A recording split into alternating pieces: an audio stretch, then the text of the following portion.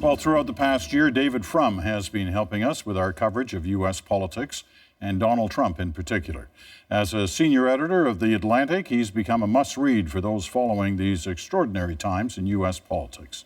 He's in Washington tonight. David, any discussion of what happened in Washington today can't ignore the fact there's chaos in the White House on a lot of issues that have nothing to do with Canada.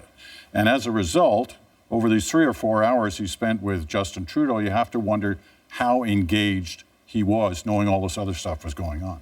Well, from a Canadian point of view, a disengaged Donald Trump is a satisfactory Donald Trump.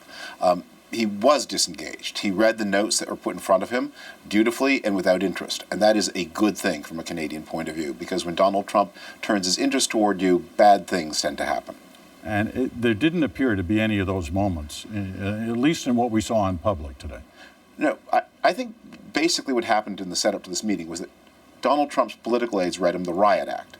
As volatile and unpredictable as Donald Trump is, the only reason he is in the White House is because he won 150,000 votes, more than Hillary Clinton, in 3 states, while losing 3 million overall. And those 3 states are Michigan, Wisconsin, and Pennsylvania. And those states happen to be unusually exposed to trade with Canada. Just a number from Pennsylvania. Donald Trump's margin in Pennsylvania was 67,000 votes. More than 300,000 Pennsylvania jobs depend on trade with Canada. In Wisconsin and Michigan, Canada accounts for more than 1/3 of those states' total exports to the whole of planet Earth. You mess up the U.S.-Canadian relationship, you mess up those 3 states, you mess up the upper Midwest, you mess up Donald Trump's political base. You know, there was a lot of attention spent today on that meeting over the lunch hour with the various different leaders from business, female leaders, women leaders. Yeah. And some people are suggesting this was a smart card played by the Canadians. It was their idea because it involved one Ivanka Trump, who we haven't seen a lot of since Trump became president. Was it smart, and just what kind of an impact would that have? No, it was shrewd. Look, one of the ways that Donald Trump is different from past presidents, in a way you get the best results by appealing to his worst instincts, that he is running a highly self-interested administration. And those who must get along with this administration, and that the core allies, important trading partners, they have to deal with Donald Trump as he is, not as you'd like him to be. And the way to his heart is basically through his economic interest, through his vanity, and through his attachment to his daughter.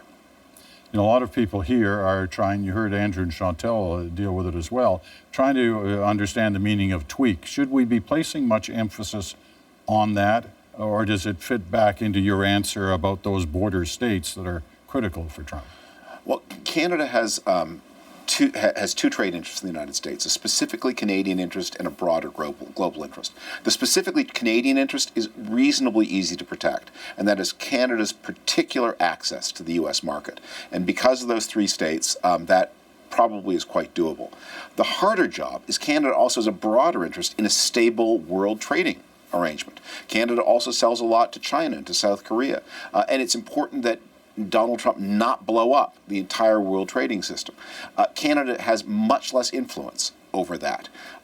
So the specific Canadian interest you can achieve some successes on. The broader interest is going to require broader work by a lot of allies, not just Canada.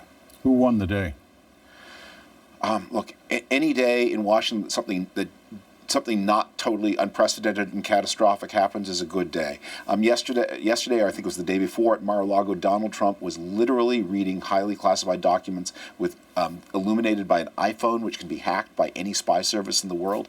Today, nothing too catastrophic happened for those 3 hours that Justin Trudeau was in Washington. Everybody won.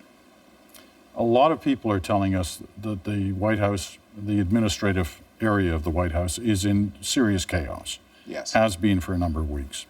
Is that over the top reporting, or is it really in chaos? It's nowhere near the top.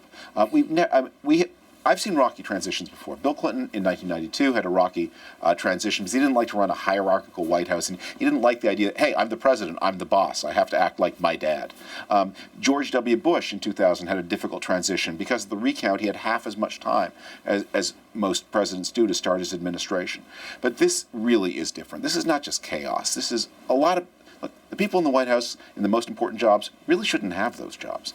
We have the weakest White House chief of staff ever. We have a White House national security advisor who's suspected of being under foreign influence. We have a weak White House counsel. And we have some pretty nihilistic personalities all through the West Wing. It's a very rocky place. And of course, we have a president who is fitful and undisciplined. It's substantially weirder than usual. The good news is there's also a federal bureaucracy, there's also Congress. Canada has a lot of friends in Washington. There's a lot that depends on this relationship, and people know it.